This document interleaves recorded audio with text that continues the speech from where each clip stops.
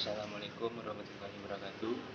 Perkenalkan, nama saya Fikri Ramadhani, jurusan Pendidikan Kepelatihan Olahraga kelas C. Kali ini saya dapat tugas dari Prodi Ilmu Alamiah Dasar, dosen pengampu Bapak Fauzan Anggara. Baiklah, di sini saya akan menjelaskan apa yang dimaksud dengan objektif dan subjektif pada metode ilmiah. Yang kedua, menjelaskan apa yang dimaksud dengan pendekatan saintifik. Dan yang ketiga, menjelaskan apa yang dimaksud dengan hipotesis. Baiklah, saya akan menjelaskannya. Untuk soal yang pertama,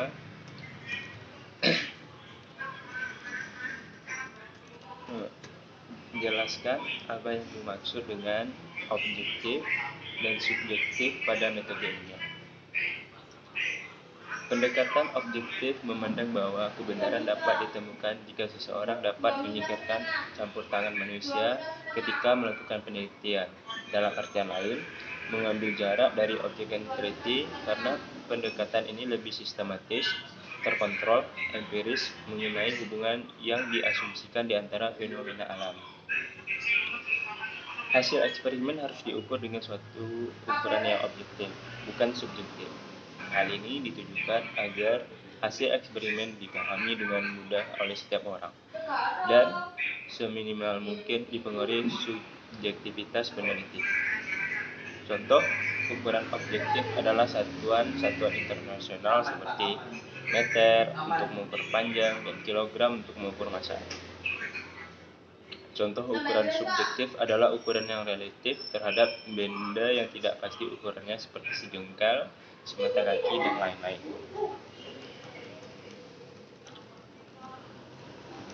Menggunakan teknik kuantitatif atau ditambahkan kualitatif.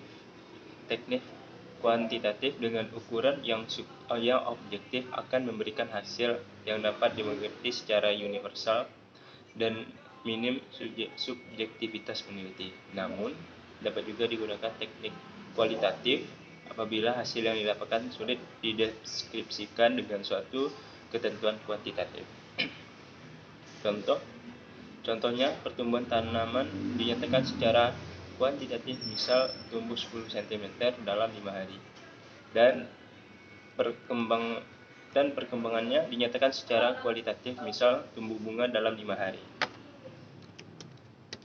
Pendekatan objektif juga cenderung menganggap manusia yang mereka amati sebagai pasif dan perubahannya disebabkan kekuatan-kekuatan sosial di luar diri mereka. Pendekatan ini juga berpendapat hingga derajat tertentu perilaku manusia dapat diramalkan meskipun ramalan tersebut tidak setepat ramalan perilaku alam. Dengan kata lain, hukum-hukum yang berlaku pada perilaku manusia bersifat mungkin probabilistik. Misalnya, kalau mahasiswa lebih rajin belajar, mereka mungkin akan mendapatkan nilai lebih baik. Jadi, apabila dipahami bahwa pendekatan objektif ini menganggap perilaku manusia dapat bagi-bagi menjadi bagian independen yang masing-masing bekerja sistematis,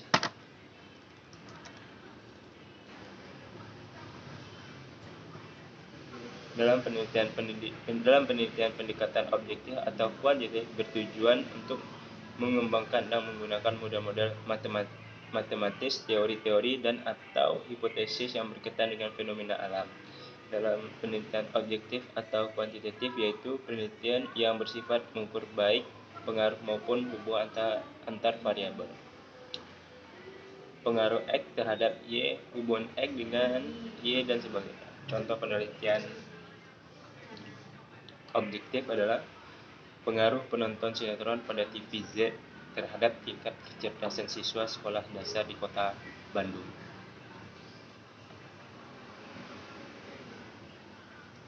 Baik, yang selanjutnya penjelasan tentang perspektif subjektif. Perspektif subjektif atau sering disebut pendekatan kualitatif merupakan tradisi tertentu dalam ilmu pengetahuan sosial yang secara fundamental bergantung pada pengamatan pada manusia dalam kasarnya sendiri dan berhubungan dengan orang-orang tersebut dalam bahasanya dalam peristilahannya.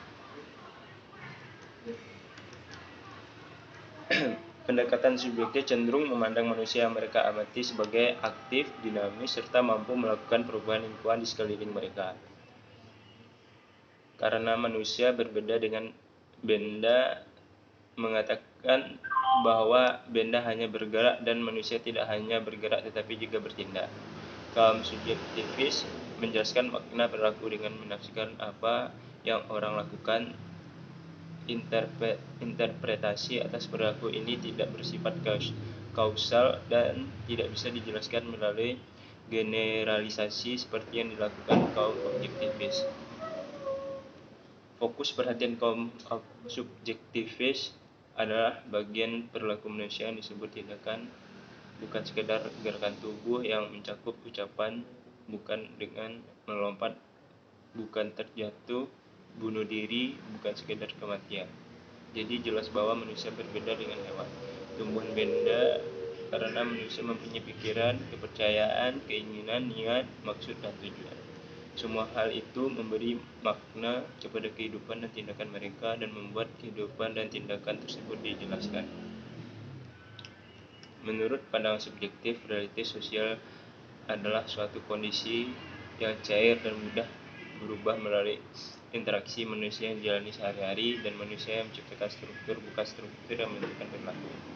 Dalam penelitian pendekatan subjektif atau kualitatif, tidak akan mengukur pengaruh dan hubungan antar variabel sebagaimana dalam penelitian objektif, tetapi lebih kepada mengembangkan konsep, memberikan realitas ganda, menciptakan teori dasar, dan mengembangkan pemahaman contoh strategi komunikasi pemasaran pada media online Tempo.com dalam memperoleh iklan dari perusahaan multinasional.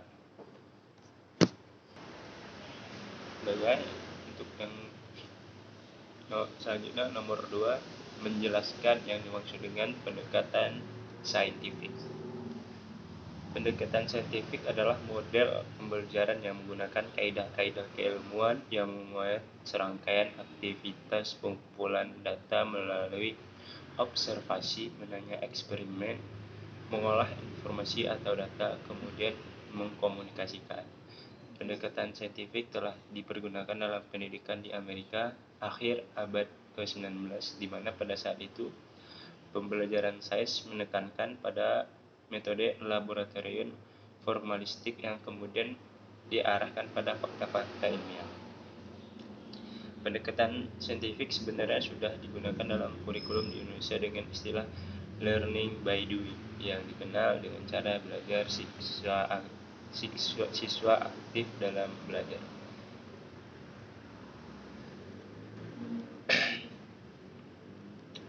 Tujuan pendekatan saintifik dalam pembelajaran antara lain untuk meningkatkan kemampuan berpikir peserta didik, membentuk kemampuan dalam menyelesaikan masalah secara sistematik, menciptakan kondisi pembelajaran supaya peserta didik merasa bahwa belajar merupakan sesuatu kebutuhan, melatih peserta didik dalam mengemukakan ide-ide, meningkatkan hasil belajar peserta didik, dan mengembangkan karakter peserta didik. Proses pembelajaran dengan menggunakan pendekatan saintifik diarahkan agar peserta didik mampu merumuskan masalah dengan banyak menanya, bukan hanya menyelesaikan masalah dengan menjawab saja. Proses pembelajaran diarahkan untuk melatih berpikir analitis. Peserta didik diajarkan bagaimana mengambil keputusan, bukan berpikir mekanistis rutin dengan hanya mendengarkan dan menghafal semata. Berikut definisi dan pengertian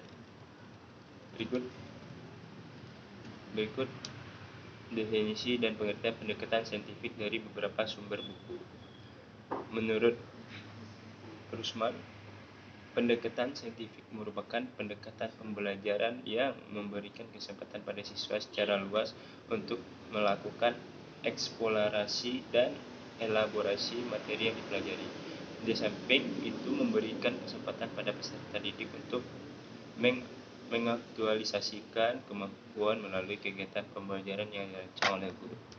Yang kedua, menurut Osman, pendidikan adalah suatu proses pelajaran yang dirancang supaya peserta didik secara aktif mengonstruk konsep, hukum, prinsip melalui kegiatan mengamati, merumuskan masalah, mengajukan atau merumuskan hipotesis, mengumpulkan data dengan berbagai teknik, menganalisa data, menarik kesimpulan, dan mengkomunikasikan. Yang ketiga, menurut Karaf dan Yenisey, pendekatan saintifik adalah proses pembelajaran yang dirancang sedemikian rupa agar pembelajaran secara aktif mengkonstruk konsep, hukum, atau prinsip melalui tahapan-tahapan mengamati untuk mengidentifikasi atau menemukan masalah, merumuskan hipotesis, mengumpulkan data dengan berbagai teknik, menganalisis data, menarik kesimpulan, dan mengomunikasikan konsep atau prinsip yang ditemukan. Tujuan dan prinsip pendekatan saintifik menurut Osman, pendekatan saintifik memiliki karakteristik sebagai berikut. Berpusat pada siswa. Yang kedua, melibatkan keterampilan proses sains dan memproduksi konsep, hukum, atau prinsip. Yang ketiga, melibatkan proses kognitif yang potensial dalam merangsang perkembangan intelektual, khususnya keterampilan berpikir tingkat tinggi siswa. Dan yang keempat, dapat mengembangkan karakter siswa. Tujuan pembelajaran dengan menggunakan pendekatan saintifik adalah untuk mengembangkan karakter siswa. Selain itu juga untuk meningkatkan kemampuan berpikir siswa sehingga siswa memiliki kemampuan untuk menyelesaikan setiap masalah yang dihadapinya dan memiliki hasil belajar yang tinggi. Berikut tujuan pembelajaran menggunakan pendekatan sebagai berikut. Pendekatan saintifik. 1. Untuk meningkatkan kemampuan intelek, khususnya kemampuan berpikir tingkat tinggi siswa. Yang kedua, untuk membentuk kemampuan siswa dan menyelesaikan suatu masalah secara sistematik. Yang ketiga, terciptanya kondisi pembelajaran di mana siswa merasa bahwa belajar itu merupakan suatu kebutuhan. Yang keempat, diperolehnya hasil belajar yang tinggi. Yang kelima, untuk melatih siswa dalam mengomunikasikan ide-ide, khususnya dalam menulis artikel ilmiah. 6. Untuk mengembangkan karakter siswa. Berikut beberapa prinsip pendekatan saintifik dalam kegiatan pembelajaran adalah sebagai berikut. Sebagai 1. Pembelajaran berpusat pada siswa. Yang kedua, pembelajaran berbentuk style dan self concept. Yang ketiga, pembelajaran terhindar dari verbalisme. Yang keempat, pembelajaran memberikan kesempatan pada siswa untuk mengasimilasi dan mengakomodasi konsep hukum dan prinsip. Yang kelima, pembelajaran mendorong terjadinya peningkatan kemampuan berpikir siswa. Yang keenam, pembelajaran meningkatkan motivasi belajar siswa dan motivasi mengajar guru. 7. Memberikan kesempatan kepada siswa untuk melatih kemampuan dalam komunikasi. Dan ke-8, yang terakhir, adanya proses validasi terhadap konsep hukum dan prinsip yang dikonstruksi siswa dalam struktur berpikirnya. Dan berikut langkah-langkah pendekatan saintifik. Langkah-langkah pendekatan saintifik dalam proses pembelajaran meliputi mengamati, menanya, mencoba, mengolah data atau informasi dikaitkan dengan menganalisis atau menalar, dan menyimpulkan, menyajikan atau informasi, dan menciptakan serta membentuk jaringan. Menurut Daryanto, langkah-langkah pendekatan saintifik dalam pembelajaran ada sebagai berikut. Yang pertama, mengamati. Metode mengamati mengutamakan kebermaknaan proses pembelajaran. Metode mengamati sangat bermanfaat bagi pemenuhan rasa ingin tahu peserta didik, sehingga proses pembelajaran memiliki kebermaknaan yang tinggi. Dengan metode observasi, peserta didik menemukan fakta bahwa ada hubungan antara objek yang dianalisis dengan materi pembelajaran yang digunakan oleh guru. Yang kedua, menanya. Pada kurikulum 2013, kegiatan menanya diharapkan muncul dari siswa. Kegiatan belajar menanya dilakukan dengan cara mengajukan pertanyaan tentang informasi yang tidak dipahami dari apa yang diamati, atau pertanyaan untuk mendapatkan informasi tambahan tentang apa yang diamati. Dan yang ketiga, mengumpulkan informasi. Kegiatan mengumpulkan informasi adalah tindak lanjut dari bertanya. Kegiatan ini dapat menggali dan mengumpulkan informasi dari berbagai sumber melalui berbagai cara. Peserta didik dapat membaca berbagai sumber, memperhatikan fenomena atau objek yang lebih teliti, atau bahkan melakukan eksperimen. Dan yang terakhir adalah mengasosiasikan atau mengolah informasi. Dalam kegiatan mengasosiasi atau mengolah informasi terdapat kegiatan menalar dalam kerangka proses pembelajaran dengan pendekatan ilmiah yang dianut dalam kurikulum 2013 untuk menggambarkan bahwa guru dan peserta didik merupakan pelaku aktif. Penalaran adalah proses berpikir yang logis dan sistematis atas fakta-fakta empiris yang dapat diobservasi untuk memperoleh simpulan berupa pengetahuan.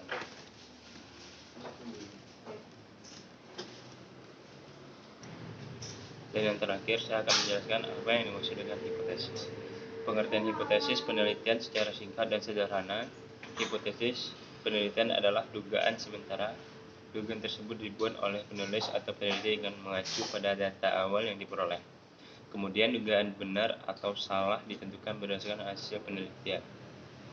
Menurut Kamus Bahasa Besar Indonesia alias KBBI, hipotesis adalah sesuatu yang dianggap benar untuk alasan atau pengutaraan pendapat, teori, proposisi, dan sebagainya, meskipun kebenarannya masih harus dibuktikan anggapan dasar. Beberapa berikut menurut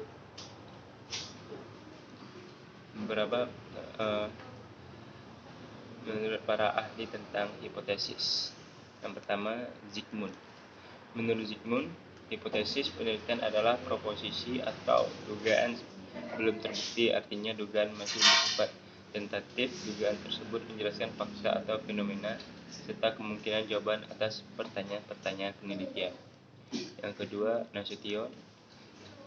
Senada dengan Rahmat, Nasution juga memiliki pandangannya sendiri tentang hipotesis penelitian. Menurut Nasution, hipotesis penelitian adalah dugaan tentang apa yang kita amati sebagai upaya untuk memahaminya. Dan yang ketiga, Erwan Agus Purwanto dan Dia Harati Sulistiastuti. Sementara itu, menurut Erwan Agus Purwanto dan Dia mengatakan bahwa hipotesis penelitian merupakan pernyataan atau tuduhan yang bersifat sementara atau tentatif. Dugaan tersebut berisi masalah penelitian yang kebenarannya masih lemah atau belum tentu benar sehingga harus diuji secara empiris. Yang keempat, menurut Mundilarso. Menurut Mundilarso, hipotesis penelitian adalah pernyataan yang masih lemah tingkat kebenarannya. Untuk itu masih diuji dengan menggunakan teknik tertentu. Hipotesis dirumuskan berdasarkan teori, dugaan, pengalaman pribadi atau orang lain. Kesan umum, kesimpulan yang sifatnya masih sangat lemah. Hipotesis dapat diartikan pula sebagai pernyataan keadaan populasi yang diverifikasi menggunakan data atau informasi yang dikumpulkan melalui sampel. Yang kelima, menurut Kerlinger. Sedangkan menurut Kerlinger, hipotesis penelitian adalah pernyataan yang menunjukkan tentang dugaan hubungan antara dua variabel atau lebih. Menurutnya, hipotesis selalu berbentuk kalimat pernyataan deklaratif. Dugaan menghubungkan secara umum maupun khusus variabel yang satu dengan variabel yang lain. Dan yang keenam, menurut Margono, hipotesis berasal dari kata hypo dan tesis. Hypo adalah kurang dari, sedangkan tesis berarti pendapat. Jadi hipotesis adalah suatu pendapat atau kesimpulan yang sifatnya masih kurang atau sementara. Menurutnya, hipotesis adalah kemungkinan jawaban dari masalah yang diajukan. Yang terakhir adalah Sugiono. Terakhir, menurut Sugiono, hipotesis penelitian adalah jawaban sementara terhadap rumusan masalah. Berdasarkan pengertian di atas, maka hipotesis merupakan dugaan sementara yang dibuat oleh penulis berbentuk pernyataan. Hipotesis yang masih bersifat tentatif perlu diuji kembali melalui serangkaian penelitian. Selanjutnya, jenis-jenis hipotesis penelitian. Hipotesis dapat dibedakan menjadi dua jenis, yakni hipotesis kerja dan hipotesis nol. Hipotesis kerja kerap juga disebut hipotesis alternatif. Namun ada kalanya hipotesis disimpulkan dengan H1. Jadi, hipotesis kerja ini berfungsi untuk menyatakan hubungan antara variabel X dan Y. Hipotesisnya juga menunjukkan adanya perbedaan antar dua kelompok. Hipotesis ini menjelaskan adanya hubungan antara variabel dengan variabel lain. Contohnya, ada hubungan antara tingkat kemiskinan dan ketersediaan lowongan pekerjaan. Yang kedua, ada hipotesis nol. Sedangkan hipotesis nol biasanya disimpulkan dengan HO. Nama lain hipotesisnya adalah hipotesis statistik. Dinamai demikian karena sering dipakai dalam penelitian kuantitatif yang membutuhkan penghitungan statistik. Kebalikannya dengan hipotesis HO menerangkan tidak ada hubungannya atau pengaruh antara variabel dengan variabel lain. Contohnya, tidak ada hubungan antara tingkat pendidikan mahasiswa dengan peluang mencari kerja. Macam-macam hipotesis menurut bentuknya. Selanjutnya adalah macam-macam hipotesis menurut bentuknya. Dibedakan menjadi 3 macam. Hipotesis penelitian mempunyai pengertian sendiri berdasarkan macamnya. Macam-macam ini sangat berkaitan dengan jenis penelitian yang bakal dikerjakan. Yang pertama, hipotesis relasional atau asosiatif. Hipotesis ini diartikan sebagai jawaban sementara atas hubungan antara dua variabel atau lebih. Jadi, hipotesis ini dirumuskan berdasarkan rumusan masalah yang asosiatif atau menggambarkan suatu hubungan. Dalam pengertian lain, hipotesis asosiatif secara eksplisit atau terang menunjukkan hubungan antara dua variabel atau lebih. Contoh hipotesis adalah orang yang telah menikah memiliki tingkat kepercayaan diri yang lebih tinggi ketimbang orang yang belum menikah. Contoh tersebut menunjukkan dengan jelas kalau ada hubungan antara status perkawinan dan tingkat kepercayaan diri seseorang. Selain itu, hipotesis tersebut tergolong hipotesis relasional karena hubungan kedua variabel dideskripsikan secara eksplisit. Dengan membaca hipotesis penelitian relasional, kamu dengan mudah mengetahui adanya hubungan antara kedua variabel tersebut. Yang kedua adalah hipotesis deskriptif. Berbeda dengan hipotesis asosiatif, hipotesis deskriptif justru menunjukkan hubungan antara variabel secara implisit, sehingga hubungan tersebut cenderung tersembunyi tidak jelas seperti hipotesis penelitian. Jadi, hipotesis deskriptif hanya memberi gambaran tentang sampel penelitian. Contohnya, setengah penduduk Pulau Jawa adalah petani. Contoh lainnya adalah mahasiswa yang aktif berorganisasi memiliki IPK yang tinggi. Yang ketiga adalah yang terakhir, hipotesis komparatif. Semacam hipotesis yang terakhir, hipotesis komparatif menurut Sugiono, hipotesis komparatif adalah pernyataan yang menunjukkan dugaan nilai dalam satu variabel atau lebih pada sampel yang berbeda.